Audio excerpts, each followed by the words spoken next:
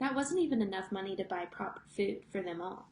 The only meals they could afford were bread and margarine for breakfast, boiled potatoes and cabbage for lunch, and cabbage for soup for supper. Sundays were a bit better.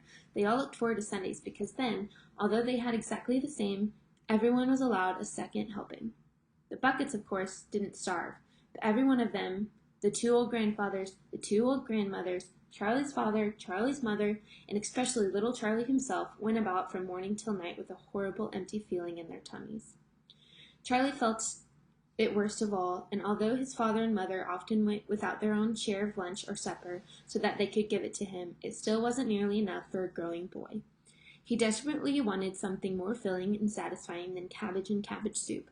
The one thing he longed for more than anything else was chocolate.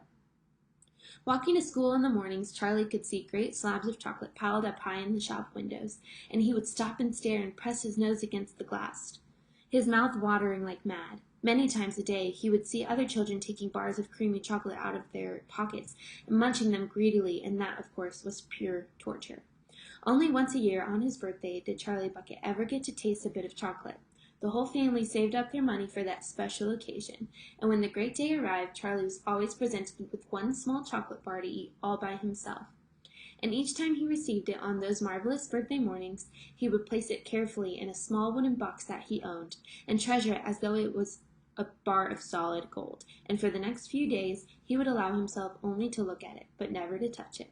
Then at last, when he could not stand it no longer, he could peel back a tiny bit of the paper wrapping at one corner to expose a tiny bit of chocolate, and then he would take a tiny nibble, just enough to allow the lovely sweet taste to spread out slowly over his tongue.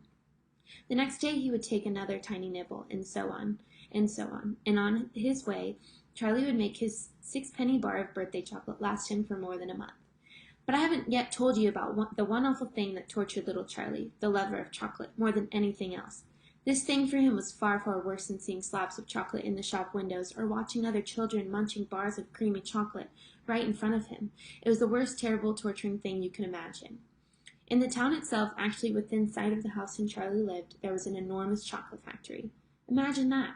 It wasn't simply an ordinary enormous chocolate factory either. It was the largest and most famous in the whole world. It was Wonka's factory, owned by Willy Wonka, the greatest inventor and maker of chocolates that there ever been. And what a tremendous, marvelous place it was. Twice a day on his way to and from school, little Charlie Bucket had to walk right past the gates of the factory, and every time he went by, he would begin to walk very slow. Oh, how he loved that smell. And oh, how he wished he could go inside the factory and see what it was like. So that was chapter 1.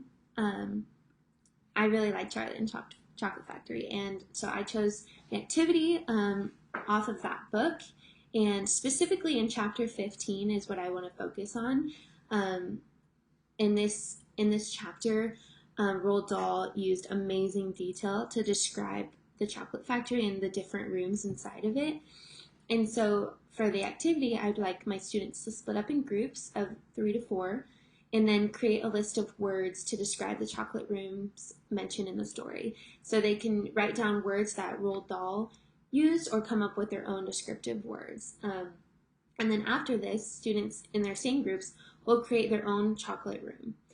They will write 2 descriptive paragraphs of 6 to 8 sentences each, and they must use words from the list in their paragraphs. So the goal is to practice descriptive writing and to expand their imagination. So I really enjoyed learning more about Roald Dahl and looking deeper into his books. I would definitely have to read each book before presenting it to my class due to all the dark stuff, and I would definitely have to ask, is this appropriate to read to my class? And I'm sure there is some out there that I would love to share to my students. So that is my presentation of Roald Dahl.